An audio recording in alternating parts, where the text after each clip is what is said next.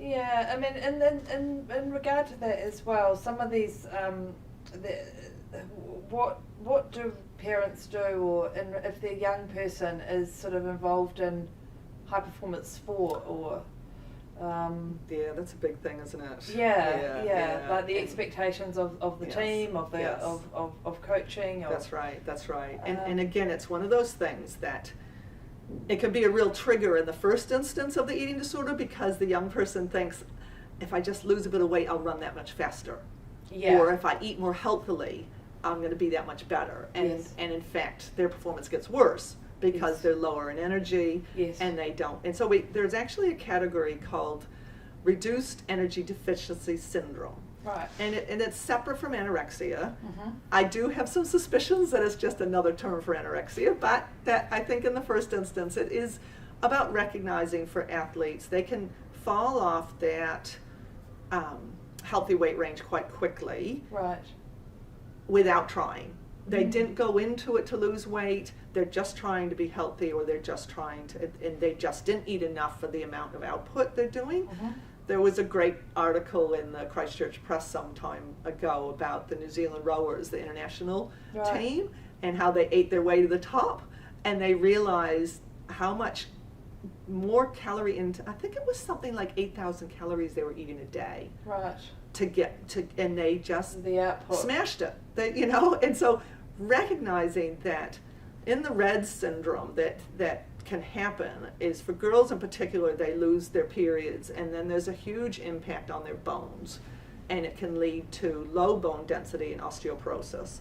So this is what's really amped up the research around this and the recognition of this, of they don't have any fear of weight gain, they don't have the cognitions of anorexia, but they've lost weight, they've lost a period, and now they're at risk of a serious physical health Future. disorder and an impact on their sport, because they have an increase in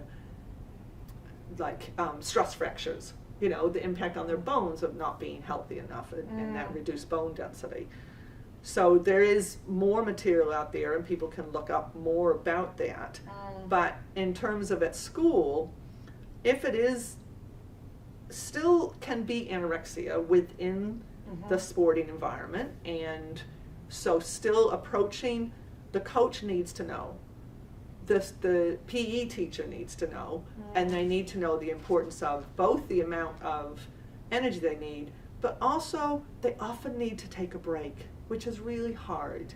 Yes. They need to keep exercising whilst gaining weight. You have to eat a huge amount of food, and we already talked about the fact that these kids, their bodies are trying to grow. Yes. Anyway, so they need a certain amount of food. Then you're trying to weight gain, they need more food.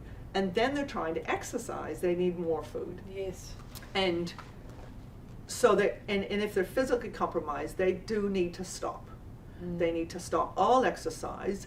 And I think, again, helping the young person manage the anxiety around that, manage the, oh my God, what is my team going to do without me?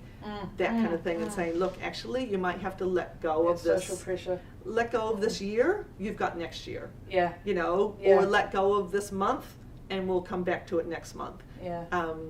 And so it is still prioritizing health. The other sad thing is that there's some sports, things like rowing where you have for the cocks where you have to be a certain weight, or wrestling for boys where there's weight categories, and they're trying to keep their weight unnaturally in an area that doesn't, they've grown, they don't fit that category anymore, and if they're trying to pull their weight down, they're never going to get well. They can't get well within that sport. Right. And that's really hard. Right. And it's like the sport they become unwell in can be a trigger going forward every time they go back. Right. And sometimes it's about letting go of that dream, which can be really hard. And just saying every time they go back, they get triggered. Those either the thoughts get triggered, or gymnastics, wearing leotards, looking in the mirror at ballet, those things that can be really hard to get well and go back to. And so sometimes it's about letting go. Right. Yeah.